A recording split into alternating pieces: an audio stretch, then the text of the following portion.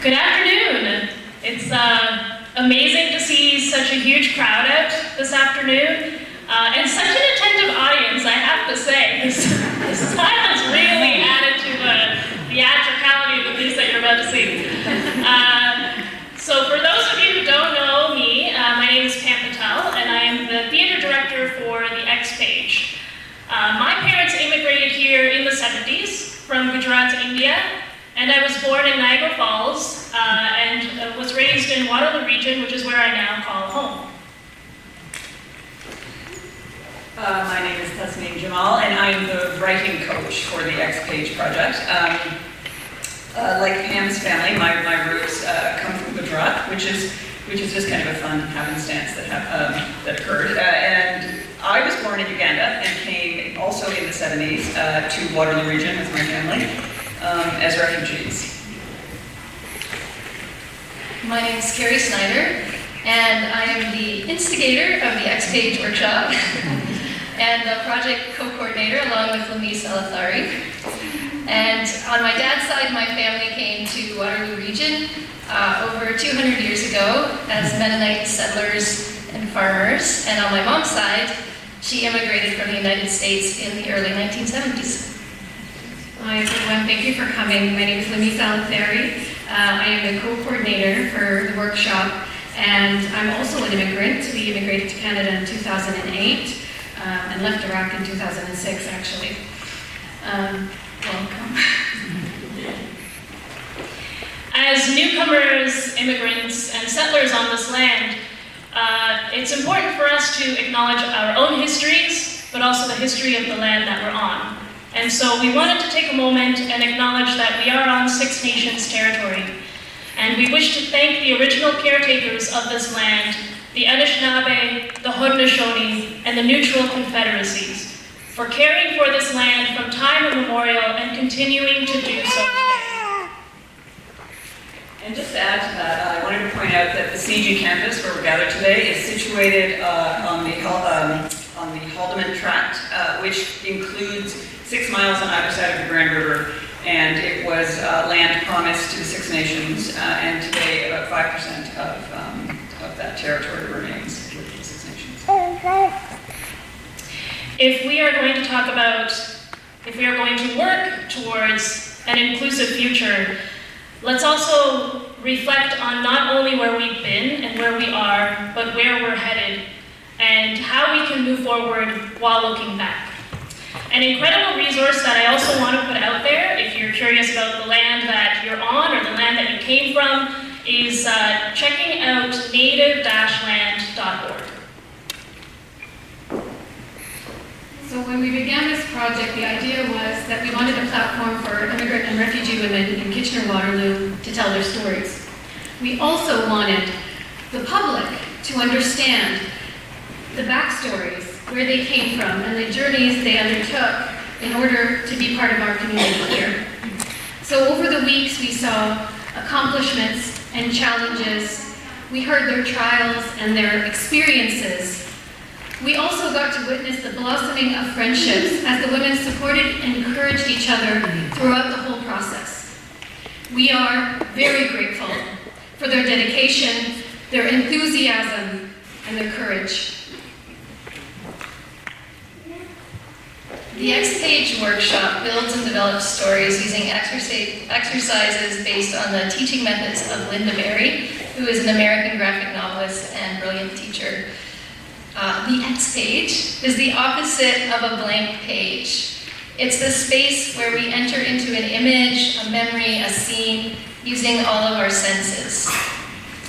We invite you into the X Page now. Welcome.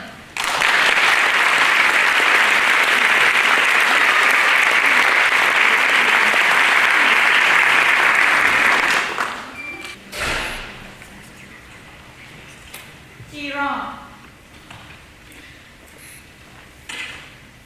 El Salvador,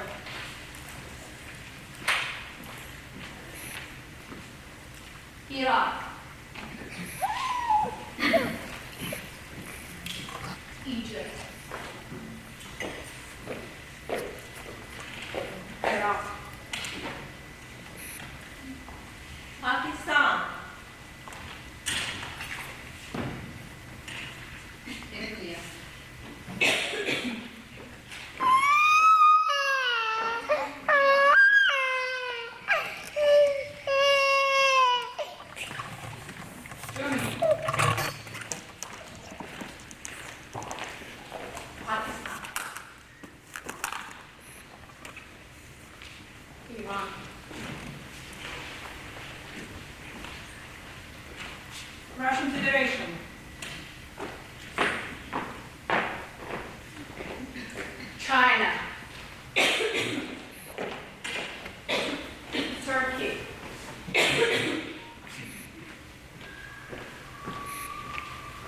Bolivia, and Canada.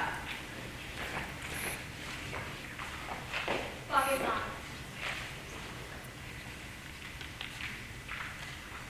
Guyana. Turkey. Turkey.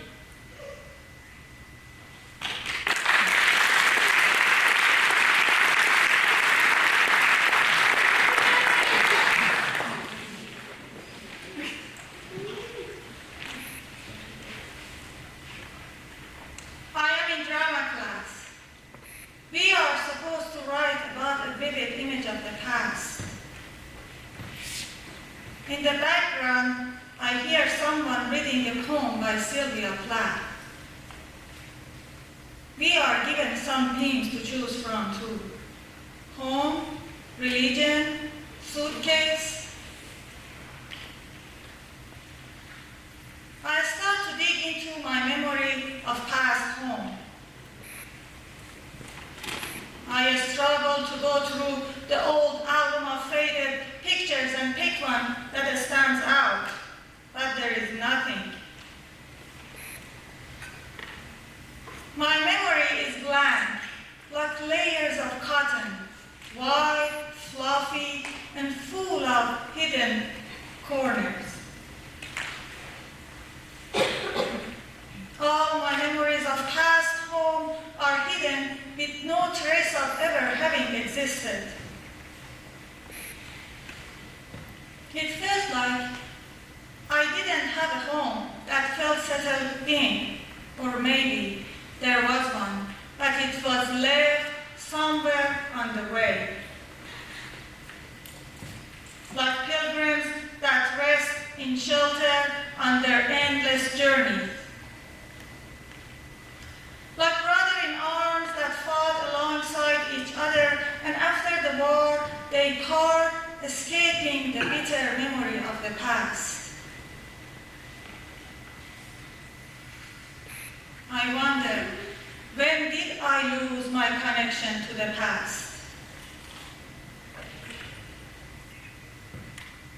I know that I can reduce the pain of past memories by re-narrating them. I know that I can trick my mind by creating memories that never existed or wiping away unwanted memories. I think for a second, maybe this is just a memory malfunction. And under the soft white blanket of cotton, there is a shining, colorful, picture-perfect image of me surrounded by my beautiful family.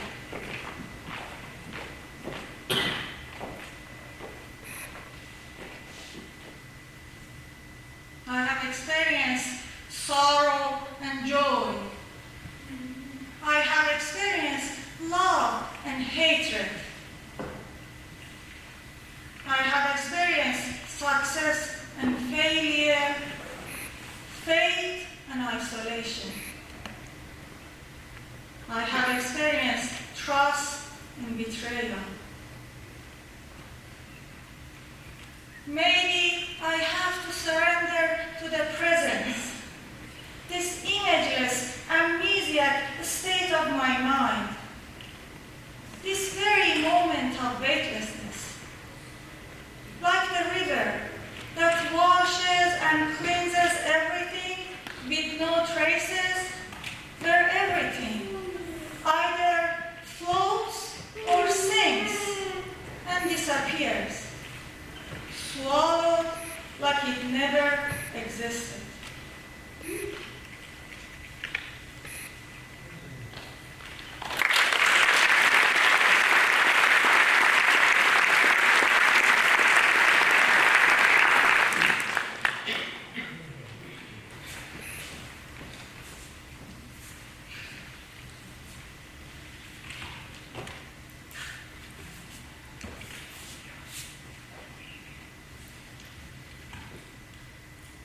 I am kneeling in the depths of our immense backyard. To my 10-year-old self, it is not a backyard, but a forest. Raindrops are wetting the soil in the tropics of El Salvador, Central America. The last rays of the afternoon sun escape through the cloudy skies and fall over the trees and the branches above me. The tall mango and avocado trees surround me like the arms of my mother during a thunderous night. Next to me is my cousin Chelio, teaching me how to plant. He is patiently guiding me step by step, helping me carve a hole in the ground for the new plant. As he does, he tells me about why we need to enrich nature like it enriches us. I am mesmerized by his wisdom and by the way he caresses each plant. The sultry summer air is blowing around us, and I am overwhelmed by the joy of touching dirt with my bare hands. I can hear the leaves crumbling under our feet and surviving the weight of our bodies. I am holding a mango plant that is about to get rooted. Its leaves are a beautiful green color. Its roots, the color of mud. Through my cousin's teachings, nature became my connection to home. I admired my cousin, who was 10 years older than me. He taught me about what really matters in life. Not things or riches, but making life better for others. 20 years later, I no longer feel rooted to any one place. When I left, I thought I was never looking back. Time has gone by, and I still remember the smell of wet soil, the warm air touching my skin, and the trees, tall and gracious. Now I have a very small garden that I am cultivating. It is nothing like the grand luscious backyard I had in El Salvador. But the nice thing about it is that it is mine. I get to pick the flowers and the trees that grow in it. This time around, I am alone. There is someone next to me to teach me. It is lonely here in my small garden. There are no tall mango or avocado trees to surround me with their long branches. No sultry air to fill my lungs, nor deep roots to help me feel grounded. But it is liberating to be alone, to flow with the air of my own spirit. I get to once again touch dirt with my bare hands, and I decide when there is too much dirt in my fingernails.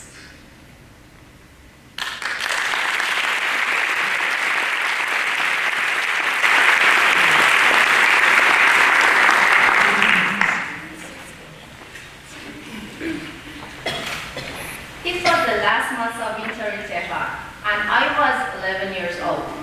It was still cold outside, and we were preparing for spring and for Nowruz, the Persian New Year. Mama liked to clean every single spot of our house. Cupboards, closet, windows, and even walls. It took about 1 month for Mama and Baba to complete all of this deep cleaning. The most fun part of this earliest week was when Mama cleaned all the futons, pillows, blankets, and quilts. She would take the cover off and wash them and hang them on our balcony to dry. Meanwhile, we kids have fun rolling around on those cool blankets. We crawl under them and race each other. For my 2 younger sisters and me, crawling beneath those blankets like moving through never-ending tunnels. My favorite quilt was a patchwork quilt that Mama had made. She had cut rectangular-shaped pieces of fabric from worn-out or outside clothes and sewed them together. This quilt taught me to be practical rather than something to put on display. But on that day, I discovered there was a collection of memories.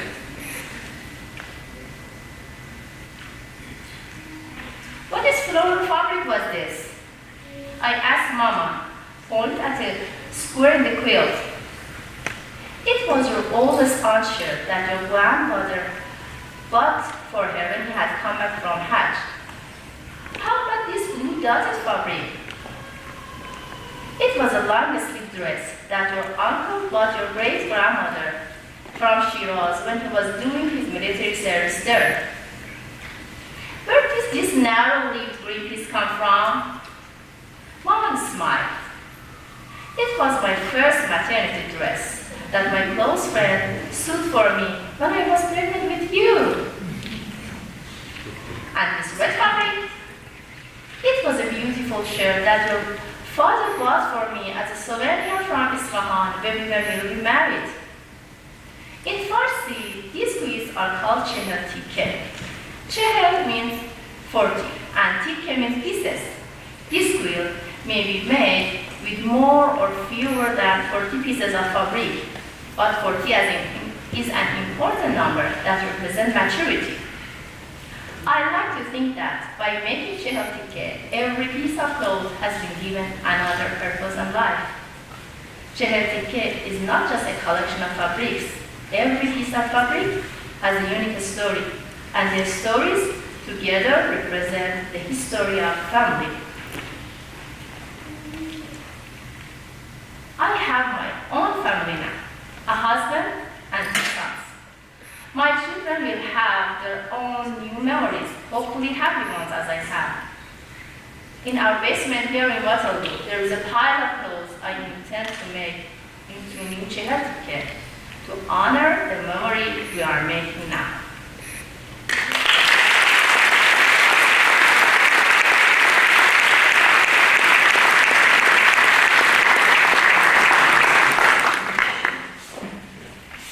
Whenever we set out on road trips, my parents had a strategic way of fitting us 5 children into the family's Opel Vectra 5-seater car. Between the driver and the passenger was an armrest that my parents had used as an extra seat for one of us.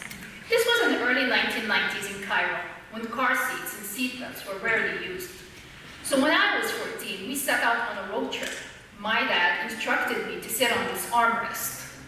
Facing the 3 passengers, my sisters in the back, I was thrilled to be the one chosen for the special seat. It meant I would be free to move without bothering anyone. But my mom came and ordered me to move to the back seat and gave my spot to my 2-year-old brother.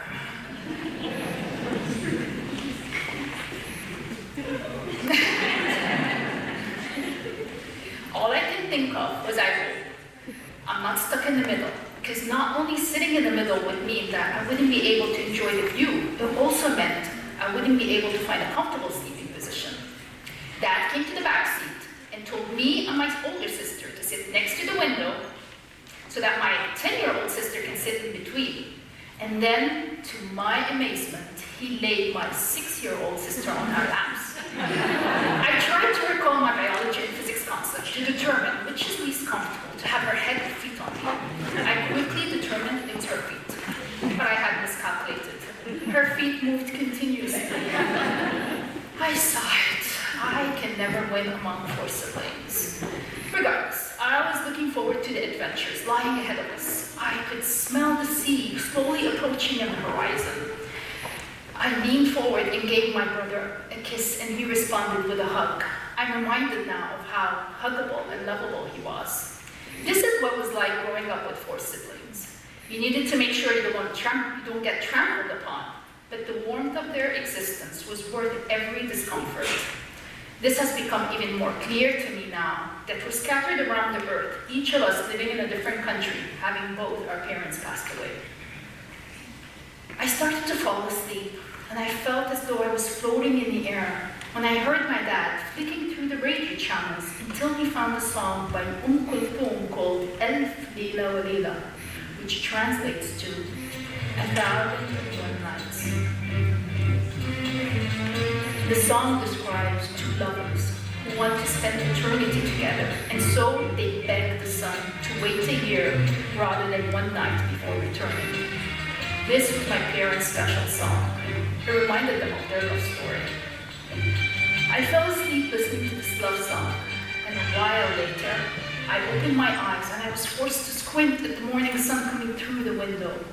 I slowly looked around me at my sisters and my brother and let myself feel their presence and the security and comfort they brought me.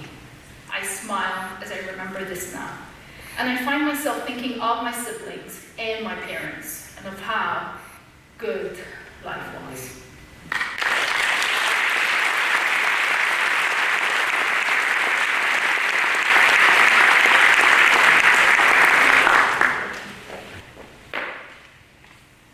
It was May 2007 in Amman, Jordan.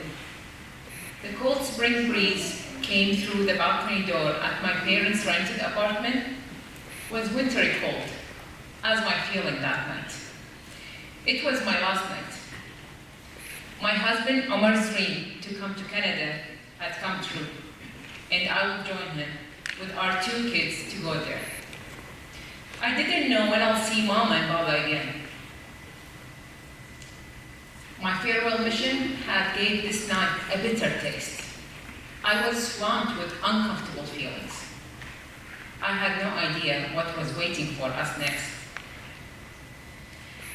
I tried to avoid eye contact with Mom as much as I could. Her face reflected the long hours she spent crying. Her tears had washed away her black eyeliner that my mom insisted on wearing every morning. I can see the apartment. I'm sitting there at the green and purple sofa.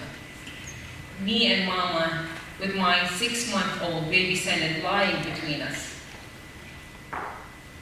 We were trying to act normal, using our courage, ignoring our mixed feelings, drinking our last cup of tea together.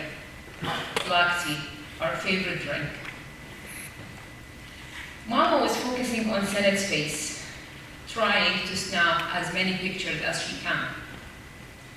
My oldest Raya, who was almost 4 years old, sat on her Judith's lap, on the far side of the living room, chatting with him, using her own made-up language that he used to enjoy. My decision to join my husband to go to Canada has triggered my mom to make an unexpected decision. She pulled off her wedding ring from her finger and she gave it to me. The gift was too much for me to accept, but her voice came strong. She said, "Shh, it's my own decision to give it to you, and you will accept it and take it with you." And she put the ring on my finger. I was crying, feeling the guilt of leaving them with no promises when I would come back. But since then, I put this ring proudly on my hand whenever I have a special occasion that I want Mom to be with me in.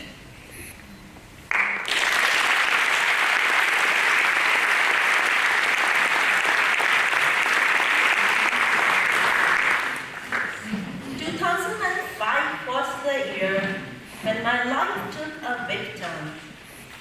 From the foggy streets of Karachi, Pakistan, to the never-ending winter of Waterloo.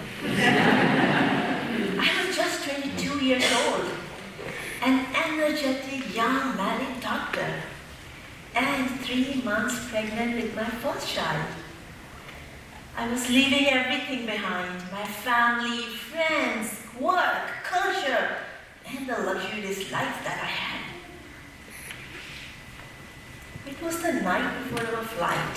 We sat on the carpet in a huge living room with 4 brand new bags fully packed to the top.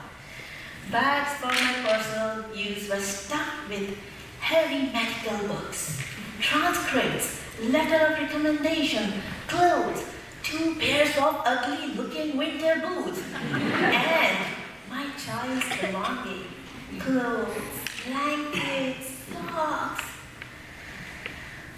Oh, that's too much of the luggage. I have to think and see what shall I take. From my avocado green bag, I took all of my child's belongings, clothes, shoes, clothing, socks, everything. Those things were going to be left behind. I wasn't very happy about it. All I ever wanted was everything.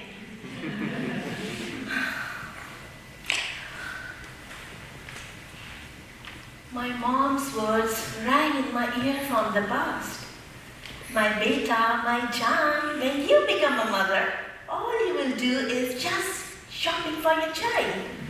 You will forget about your own self. And my reply to my mom for these 2 years of married life was, not at all. I am more important to myself. I will always think of myself first and then my child. At my reply, my mom would laugh out loud. I had to rearrange and repack everything again. In my avocado green bag, I put back all of my child's belongings. The beautiful socks, shoes.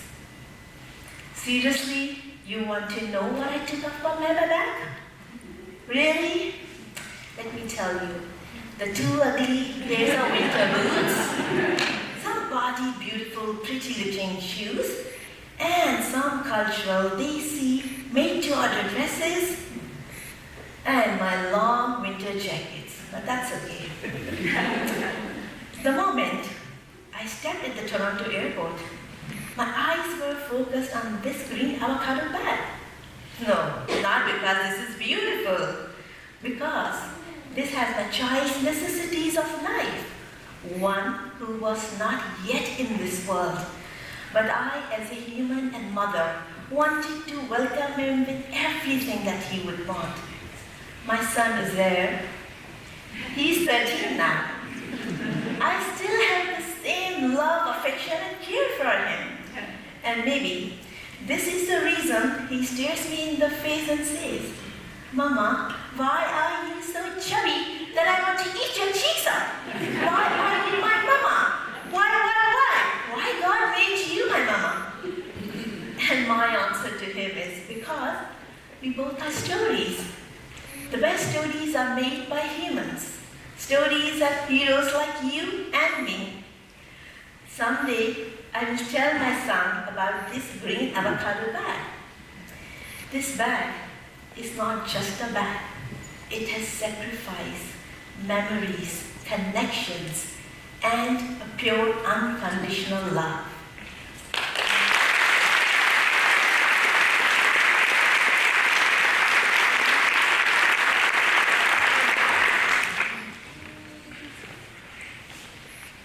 As a small child, I grew up in the diaspora. I always asked my dad, why were I leaving my country, Eritrea? With a smile, he would always answer, one day. Due to unstable political situation in my country, I spent all my life outside of Eritrea. I realized how threatening to have no country in which I felt safe. I wanted my children to grow up in safety and have a good upbringing to a country that will protect them. I decided to move to Canada with my 5 children. When I arrived to Canada as a refugee, I have no place to go. I'm no one. So we stayed in a shelter in Fort Erie called Casa El Norte. The home had families from around the world. Later, I learned that casa in Spanish means home. On our 3rd night, I heard a loud knock on the door. When I opened the door, I found a man who looks scared, terrified, and tired. I let him in. We gave him some clothes, and I prepared food for him.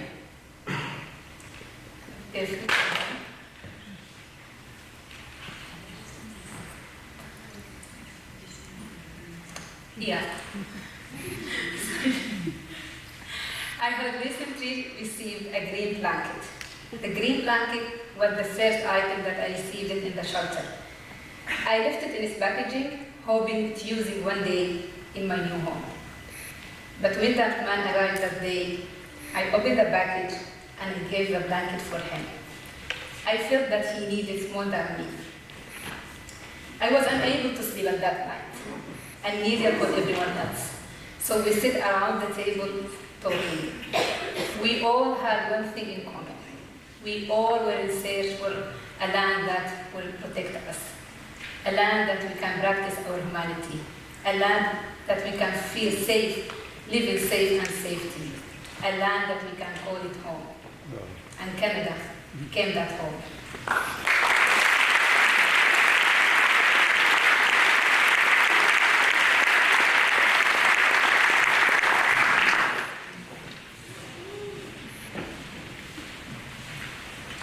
The flourishes around the words may not convey a direct message, but they fill the blank and make the meaning of a masterpiece profound. I was born and raised in Waterloo, known as the calligraphy capital of Iran. I was surrounded by amazing calligraphy art, which defines the identity of the city, from sculptures to wall arts and museums. Becoming a chemist was the last thing in the world that could have come to my mind when I was a teenager. But due to the education system back home, my university entrance exam dictated my fate. I clearly recall the day I was accepted in the chemistry department. I was so upset and crying. My sister hugged me tightly and told me how lucky I was to be accepted in a public university in our hometown and how cool it was to become a scientist. However, after 4 years, my heart was still calling me to another direction.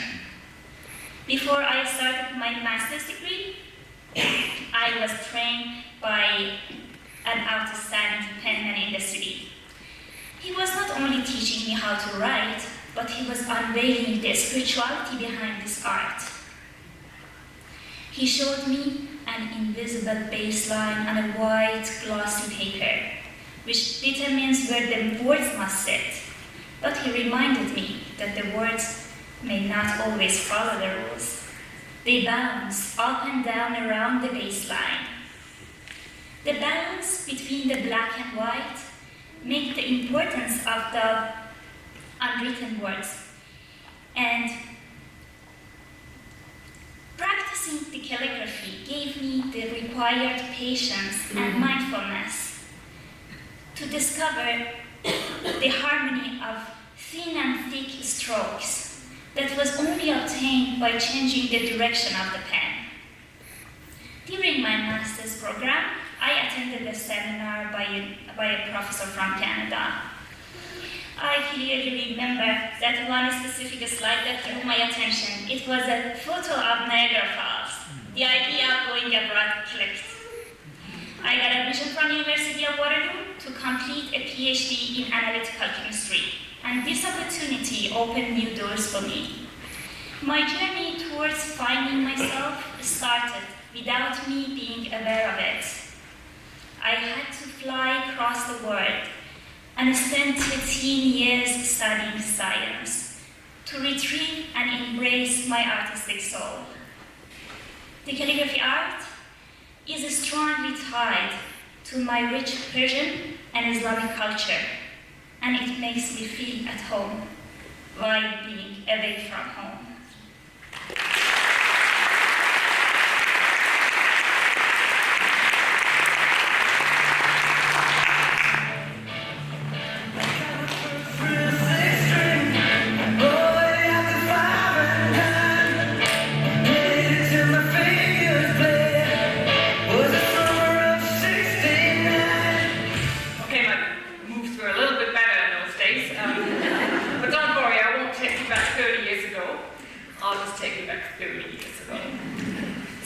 In the summer of 1989, my friends and I spent a lot of time at the beaches of the Elbe River that divided East and West Germany. We would light a bonfire, listen to loud music, and have a good time. And sure enough, An East German border patrol boat would turn up and take photos of us. They never talked to us. Not until this one day, when my friend Toby and I went for a swim and crossed the invisible border somewhere in the middle of the river. The searchlights from the boat illuminated the waters around us. I wasn't scared. Like every teenager, I felt invincible. You're legally entering the waters of East Germany. Swim back immediately, without delay, a monotone voice announced through a crackling loudspeaker. I saw that the border guards were scowling at Toby and me. Music blared from an open trunk of a car. Our friends sat around a fire at the beach. I heard their animated conversation and bottles clicking. I looked at Toby, and he just winked at me. Then Stefan shouted from the beach, "Hey, what's up, little soldier boys? Wanna join our party? Come on over, let's have a beer together. We won't tell any Stasi officials about it." The officers reached for their guns and clutched them tightly. For a moment, I forgot to tread water and almost went under.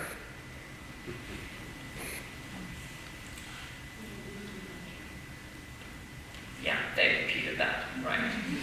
You're illegally entering the waters of East Germany. Swim back immediately, without delay, the guard repeated sternly. I stared at his gun. I had never seen a gun so close in real life before. It looked awfully big and lethal. My hands and feet were getting cold. I shivered. Do you really think that one of us would voluntarily sneak into your stupid socialist country? Stefan couldn't keep his mouth shut. What are you gonna do? Will you shoot them? The officers pointed their guns at us. My heart beat faster. I urged Toby to swim back. He nodded, silent, with eyes wide open. These men had guns, and I knew that they were loaded. These men were the ones who had aimed at a teenager who had fled from East Germany about a year ago. He had swum across the river and had collapsed onto the beach where we were tonight. As he was lying there on West German soil, panting, they had shot at him and injured him severely. When I reached the part of the water where I could stand, I ran as fast as I could. I slumped onto my towel, catching my breath. The searchlights went dark, and the boat slowly took off. The fainter the motor got, the more I calmed down. When it was back to just the spitting fire sound, the music, and my friends' talking voices, I felt invincible again.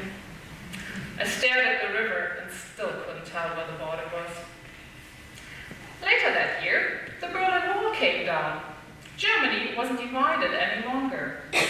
After more than 28 years, the border in the Elbe River just washed away, vanished, like it had never been there at all.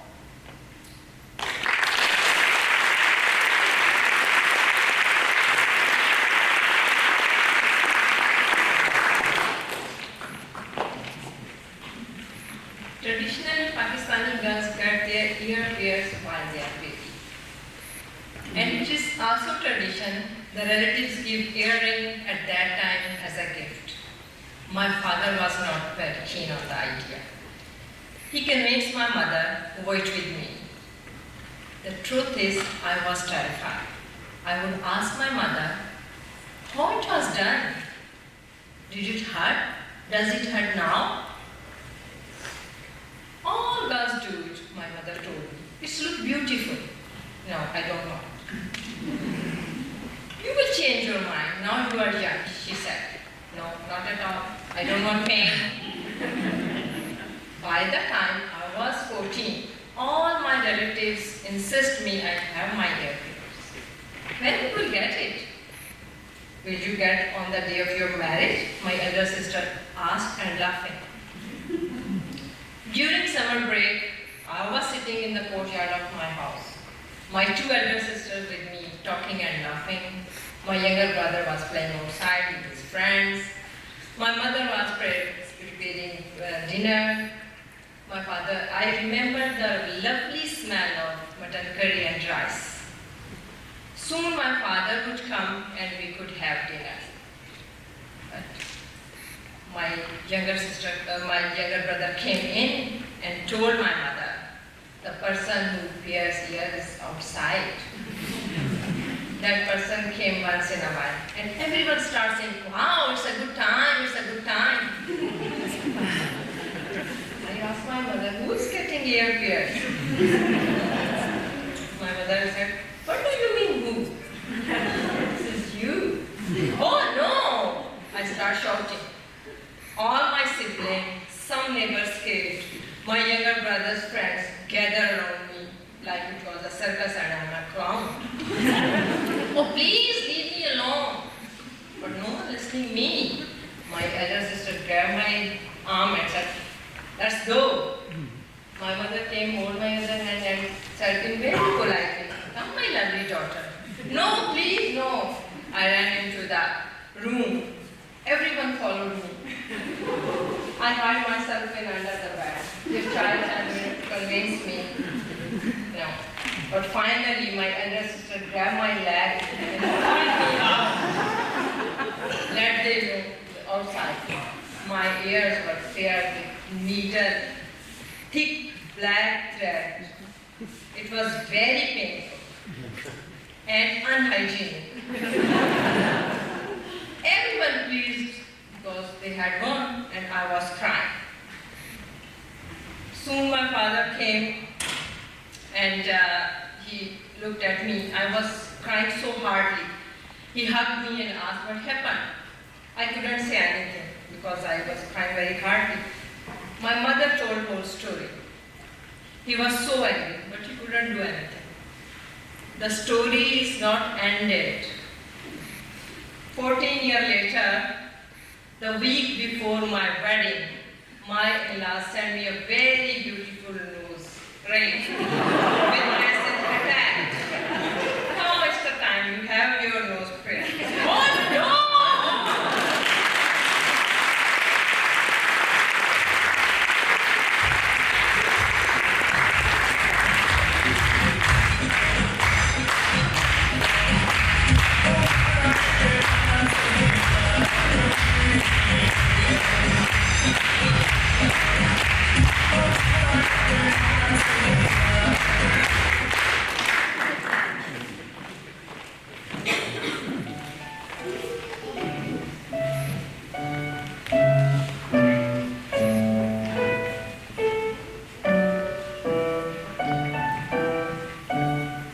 Among all the piano teachers I have had in my life, Annie was the one that I learned the most from, and I could relate to the best.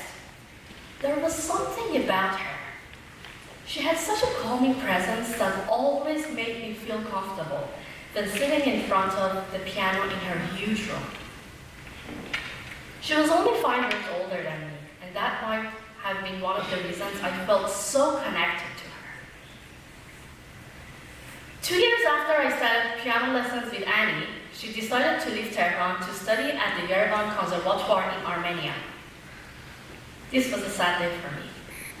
Not only was I losing a wonderful piano teacher, my friend was moving far, far away. I vividly remember our last class. I didn't want to say goodbye and leave her home. Annie gave me 2 gifts. One wooden hairpin and one round wooden necklace. I still treasure them and hold them there after all these years. Annie introduced me to another piano teacher. After having a few sessions with her, I decided that I don't want to continue. Fast forward 8 years. I was living and working in Toronto. One day, I decided that I don't feel like having the lunch I brought from home. I suddenly had a craving for a food I had at a Vietnamese restaurant. The restaurant was far busier from the previous times I've been there. As I was waiting to be seated, I looked around at the tables and realized that most of them were full. The waiter asked me to follow him and pointed at a large table where people were sitting and eating, and asked me to take a seat somewhere in the middle. I prefer corner tables, or at least tables set by the walls. The last thing I want is to sit with the people I don't know in the middle of a restaurant. After a minute or two, the waiter slid a teapot and a small cup in front of me, and left so quickly that I didn't have a chance to ask for another table. As I was pouring myself some jasmine tea, I glanced at the woman who was sitting across from me. She looked so familiar, but I couldn't recall who she was. She was deep in her thoughts and was holding her cup with both hands. I suddenly knew who she was. That burgundy hair. Annie? Yes? Annie, do you remember me? I do. Would you mind recalling your name, please? Poonam. Poonam, what are you doing here? And from there, we talked until my lunch hour ended. And we continued to speak often. It turned out that Annie had moved to Canada and was living with her husband and 2 kids in Toronto. I was amazed at how life has brought us together thousands of kilometers from the last time we had met. What were the chances? I will always be grateful that I decided not to have the lunch I packed and brought from home that day. And after all, I trust now that the real world is not so big after all.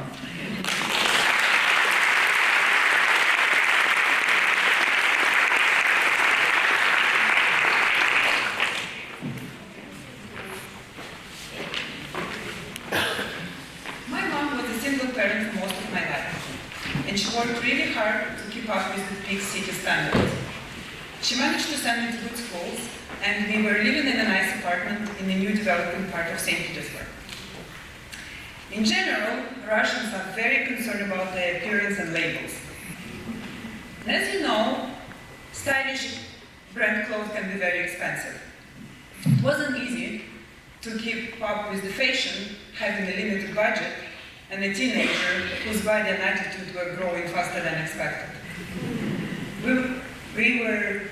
We had to shop smart.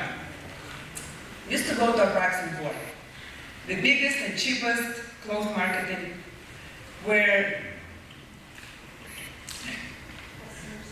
customer service or even politeness was hard to find, but stylish clothes were affordable.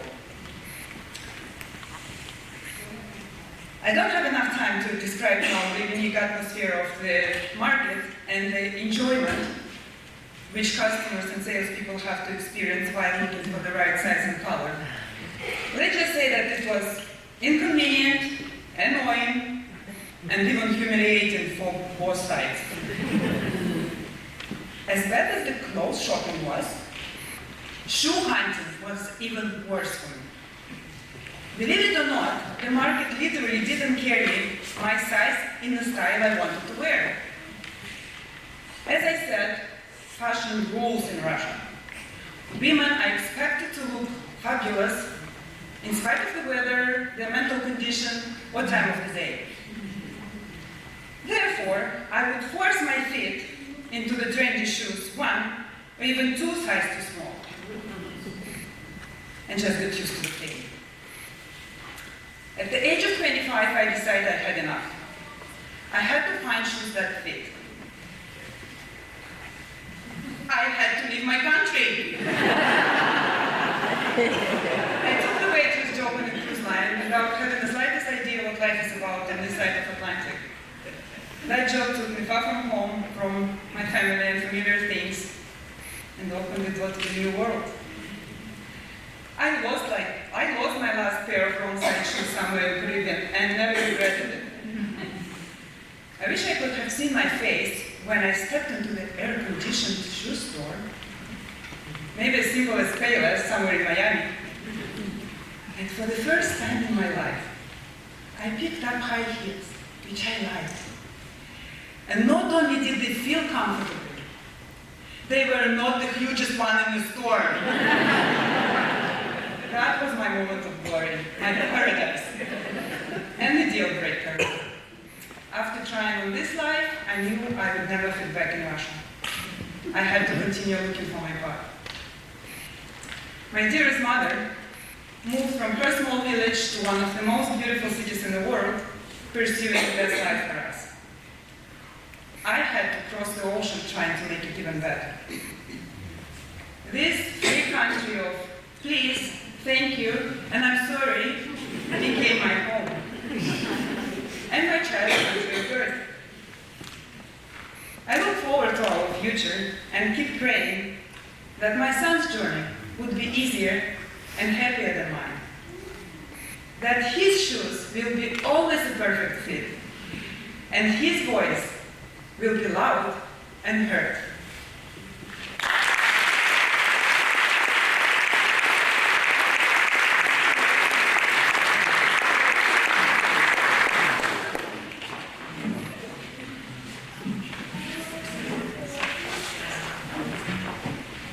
In the fall of 2004, I was sitting in a car with a kind young man from a church named Ryan Hughes.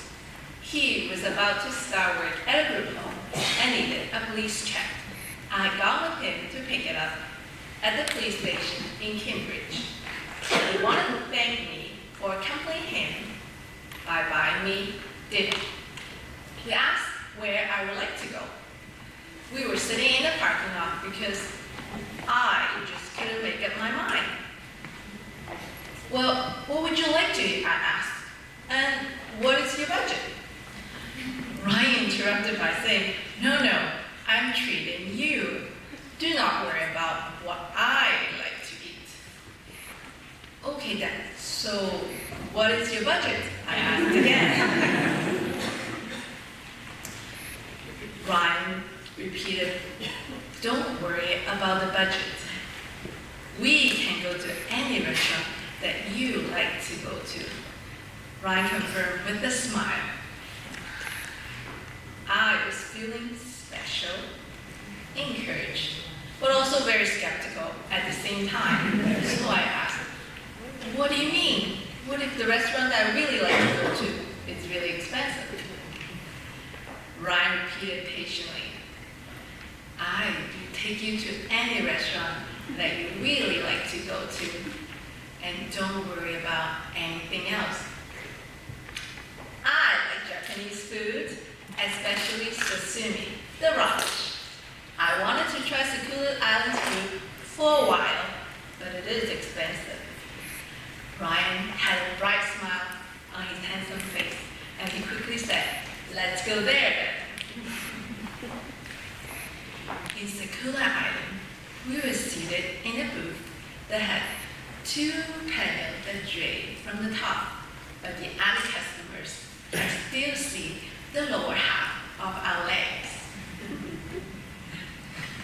It almost felt like a private room. I was sitting facing Ryan, and my back was to the wall. He encouraged me to order everything that I wanted to eat joyfully. He was so patient, so gentle, and so kind. This year will mark our 13th anniversary. 3 children later, we still go on our weekly dates. On our dates, yes, he still opened the car door for me. Yes, he still helped me with my coat in the winter. And yes, he still pulled out the chair for me when we go out for dinner. He still gives the very best hug. It feels so gentle, so heartwarming, and so safe in those strong arms. Like a shelter in a storm, a man who I would say yes to again in a heartbeat, an angel that God has sent to rescue my insecure heart, to help me to love being who I am.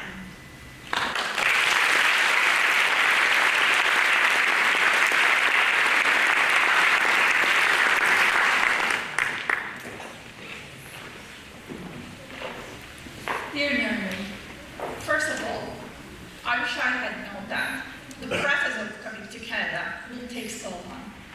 I will prepare myself for the long, restless months of waiting with my 9-month-old son. I wish I had known that my new home will be just beside the cemetery. Since my childhood, I was always afraid being near a cemetery. Yet despite my fears, the first home I moved into was located by a cemetery. I wish I had known that the Canadian weather was so much cooler compared how it was back in Turkey. Then I would pack an extra sweater. It was quite cold in our apartment, even though it was the middle of July. I have to figure out whether it was the cold or being near a cemetery that made me sure. I wish I had known that Canadians were very kind, then I wouldn't have let my fears and insecurities stop me from engaging with the world around me. While washing dishes, I often noticed the laughter of the children at the playground by my house. I was wishing to take my son to the park, but I couldn't. I was new to the country and had minimal English. I was wishing that I could overcome my shyness and take him out to play. It was summer break when I arrived, so I was unable to attend ESL school. During this time, I was watching American TV shows with English subtitles, such as CSI Miami, CSI New York, CSI Los Angeles, CSI Las Vegas, and Criminal Minds. I listened to the dialogues, read subtitles. Sometimes I use my Turkish-English dictionary. My son, and I like to call it back the Criminal Minds days. I wish I had known that, what a loony and toonie were. One day, before my husband he left for work, he put $10 bill on the counter for the laundry. There weren't any convenience store in my area to get change, so I decided to knock on my neighbor's door. I showed him the money, and with the phrase that I memorized, said, "Can you please change it?" He got on, quickly ran inside. "Toonie or loony?" he asked. I had no idea what he meant by toonie and loony until I learned them in ESL school. After receiving the change, I thanked him with my big smile. With a grin, he said, "You're welcome." I was surprised how he knew that I was new to the country. I thought he's typical nice Canadian and welcoming me to his country. As they say, it's about the journey, and it's not the destination makes life special. Although Canada has its beauty, the way of the life makes Canada truly magical.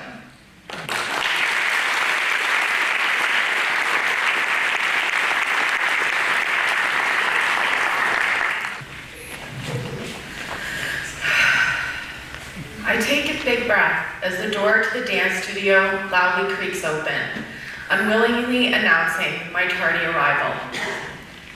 My mom peeks her head in the door behind me to politely apologize for my lateness in her heavy Bolivian accent, and receives a long, cold stare from teacher Julie. My mom exits the dance studio, and I am trapped alone in a room where no one wants me for the next hour.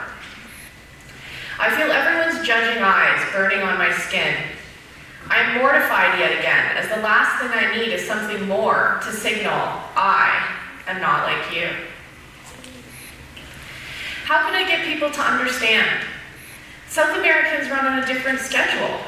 Time fits into life and not the other way around. But Canadians have a special name for it. You're late. And this is the ultimate social sin. I had even heard some people say that my mom doesn't care about me because I'm always late. Lateness is worn like a Star of David for immigrants from countries who seemingly run on a different space-time continuum. My thoughts run to wondering whether my mom will be late picking me up, which maintains a heightened level of anxiety throughout the remainder of the class, knowing that I would once again have to endure social ostracization. As I begin moving at the ballet bar, teacher Julie stops the flow of the class to shout out, "Margaret, suck in!"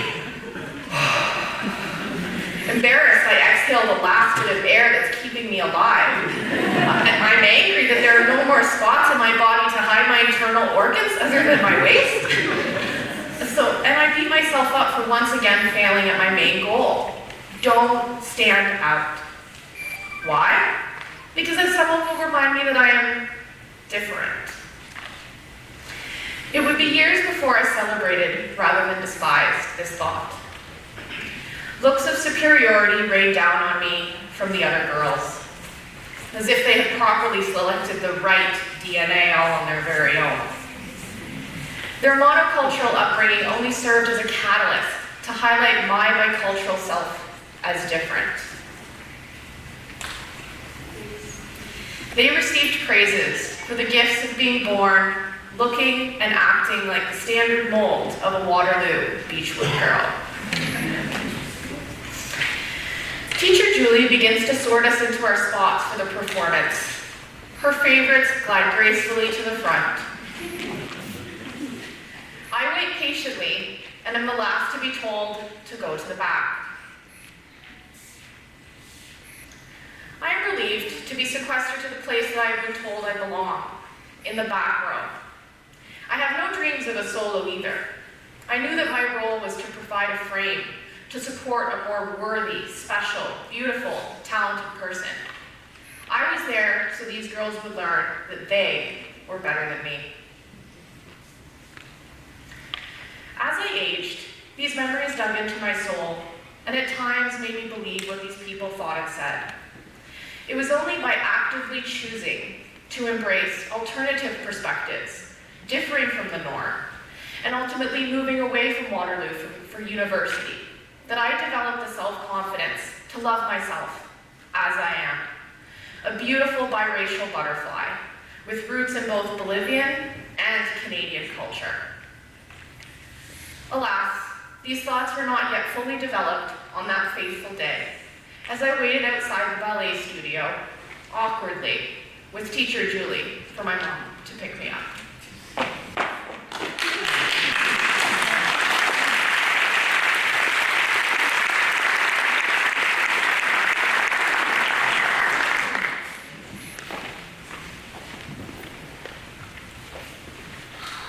It was a bright summer morning.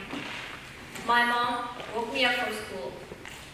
Knowing the situation of my city, Quilts, Pakistan, the first thought that came to my mind was, I don't want to go to school. As I was getting ready, I heard my mom turning on the TV and putting up a news channel. All I could hear on the news was, 40 people died due to the bomb blast yesterday. Everyone in the city was scared to go out because no one knew if they will return home alive. Home was our safe place. I got ready, ate breakfast, walked towards the door, and said goodbye to my parents, and left for school. As I entered my grade 5 classroom with all colorful art and posters, the teacher and the students looked gloomy. The bright color of the walls were not bright enough to cheer them up. As the school day passed by and the time to go home came closer, everyone felt a little relaxed. But no one knew what was coming next.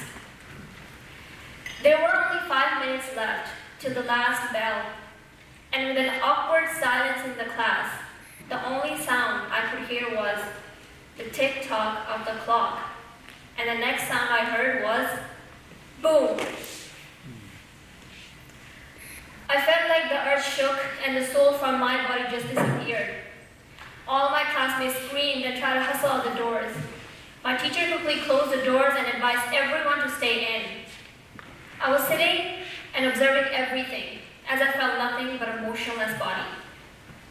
For a moment I thought I lost all my sensory motions, as a continuous beeping sound in my ears irritated me. There were a lot of thoughts running in my mind. What is the situation like outside? Are there a lot of casualties? What about the bus drivers and the parents outside? And what if there's another bomb blast inside our school? It was like a total lockdown in the school. The school informed the parents to come and pick up their kids. It was like a never-ending wait. And finally, my name was called.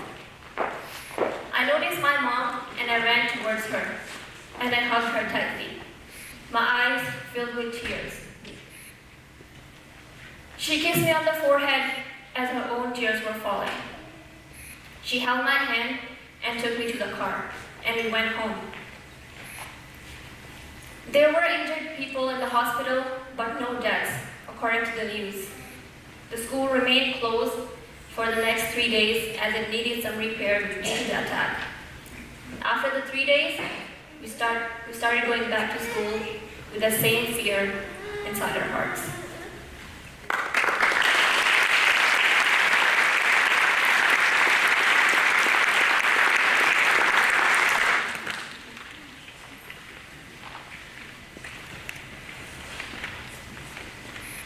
My mom and I studied for weeks.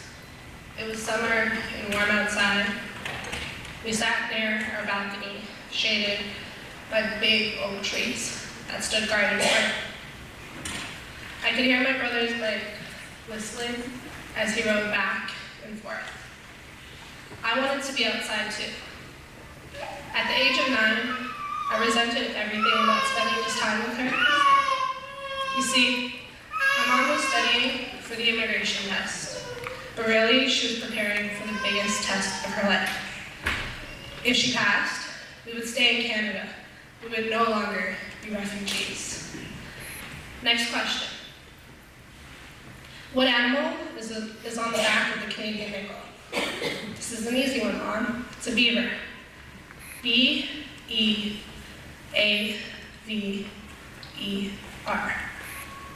She looks at me confused and asks, what's that? You see, beavers don't exist in the exotic jungles of Guyana. So I show her a picture for reference. She giggles and compares it to the more familiar mongoose, which run wild back home. Back home where everything was familiar to her. But here she was, desperately studying to remain in this unfamiliar new home. To understand this challenge, you must understand that my mom did not know how to read and write. At the time, not even her own name.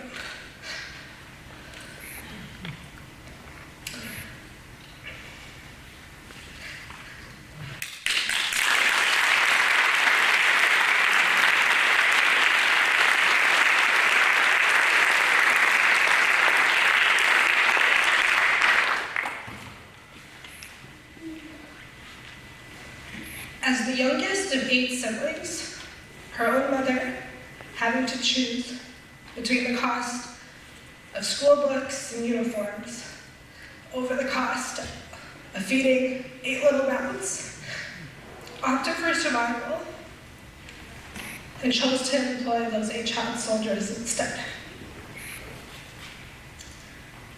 Neither of us liked having to depend on me to translate, but neither of us had a choice. The repetitiveness of going over every question, reading, then rereading, explaining their meanings. Questions like, how many provinces are there? What are their names? Who is the first prime minister? What is his Once she was comfortable, we'd move on to answers, spelling out letter by letter the words that made up the sentences to those answers. I would sigh frequently, shuffling around in my seat, like I was experiencing some cruel voluntary torture. Like most kids, like me, forced into these role reversals. But I must admit, there were some perks to de-literacy, like giving myself permission to go on every class trip, or signing myself up for clubs she'd never heard of. But this time was different, really different. I wouldn't be there. She'd be alone and surrounded by her insecurities, her illiteracy. All she had was that practice test that we studied on the kitchen table near the balcony door, sheltered by those big oak trees. Until, like muscle memory, she memorized every letter of every word. Until the day of the big test, where my mother filled in her own name and circled every answer right. Until the day that my mother, my brother, and I finally became Canadian citizens. A triumph too great to go unnoticed, by a woman too great to be called illiterate.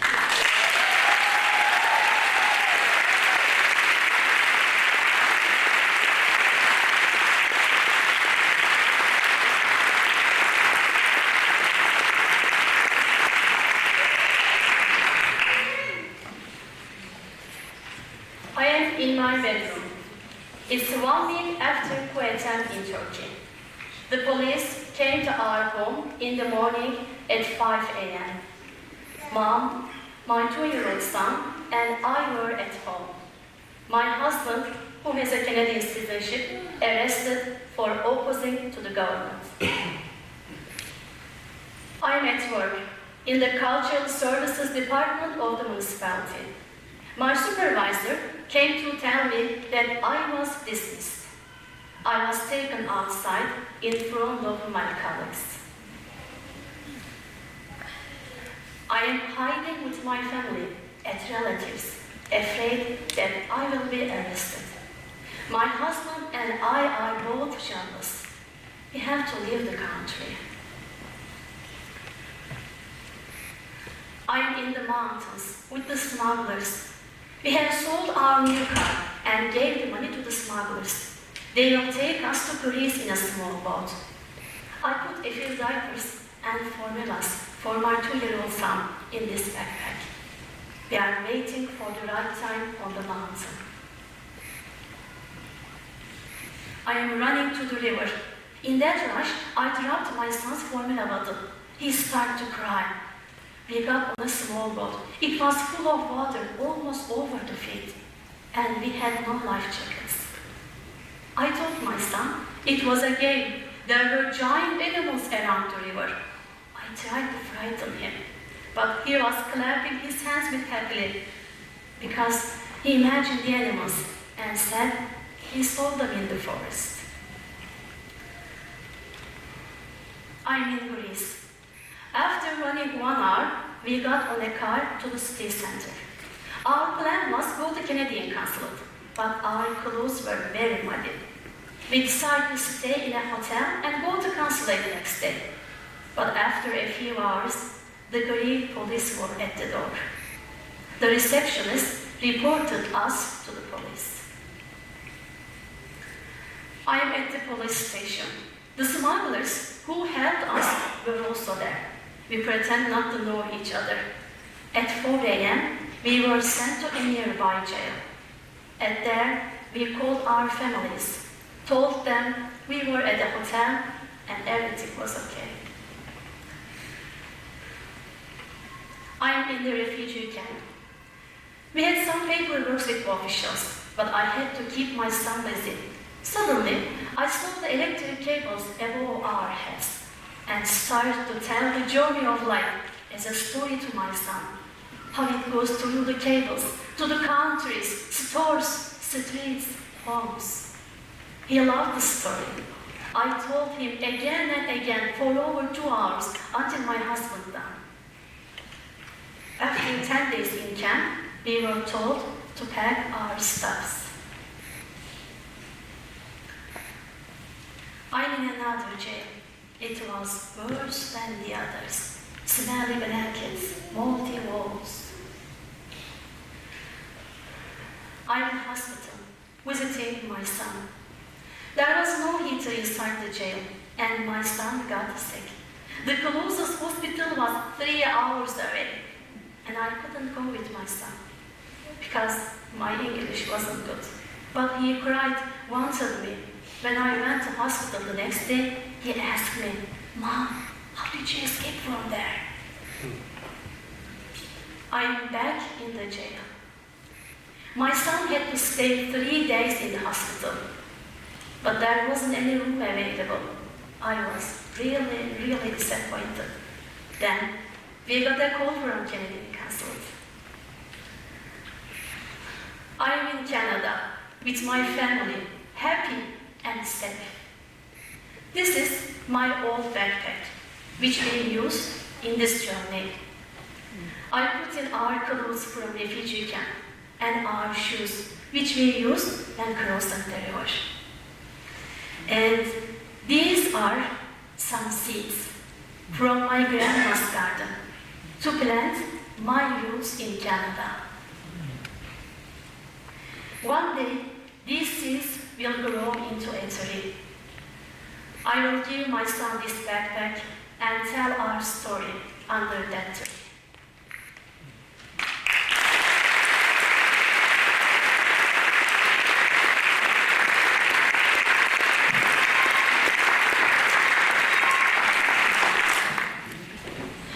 My name is Umut, which means hope.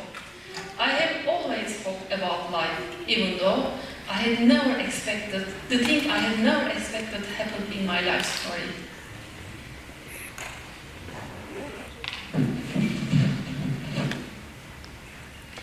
I was sitting at the backmost school desk of the classroom, where I didn't belong. Nobody, including my dad, who was a teacher, wanted me to come to the school because I was just 5 years old. However, I had woken up early and called my dad before he left in the morning. He must have spoken to someone because I was allowed to sit in the back of the classroom. The teacher came to the class and began to speak.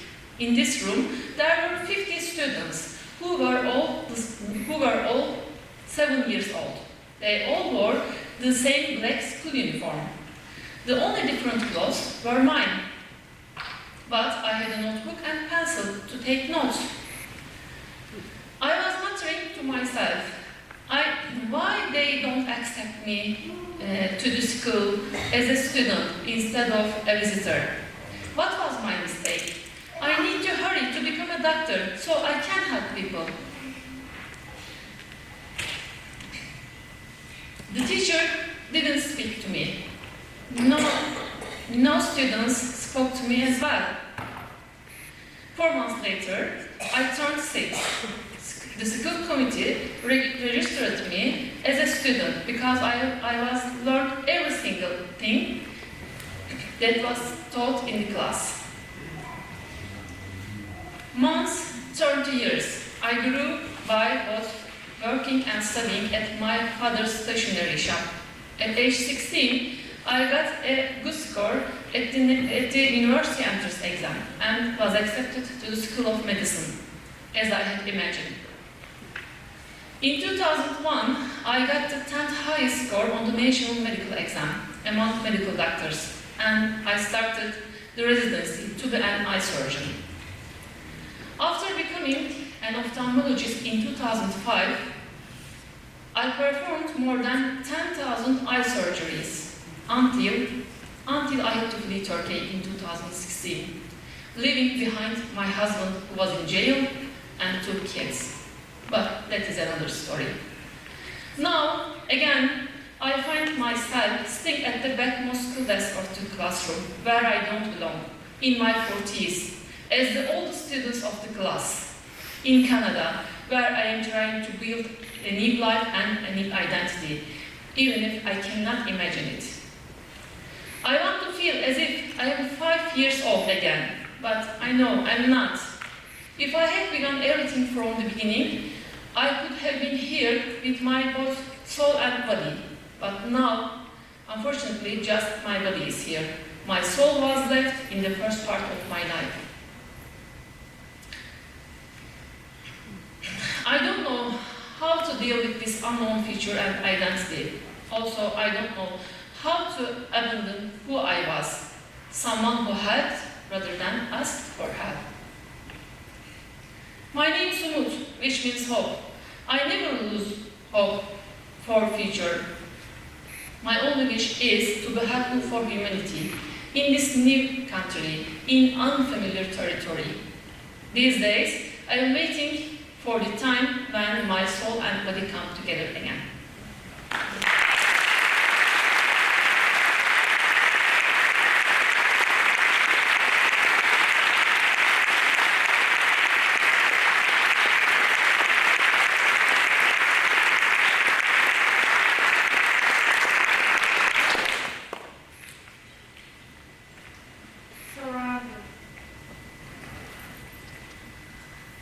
Roots. Patchwork. Family. Longing. Motherhood. Home. Art. Vanish. No. Reunion. Acceptance. Love. Reunification. Different. Courage. Triumph. Safety. Dedication.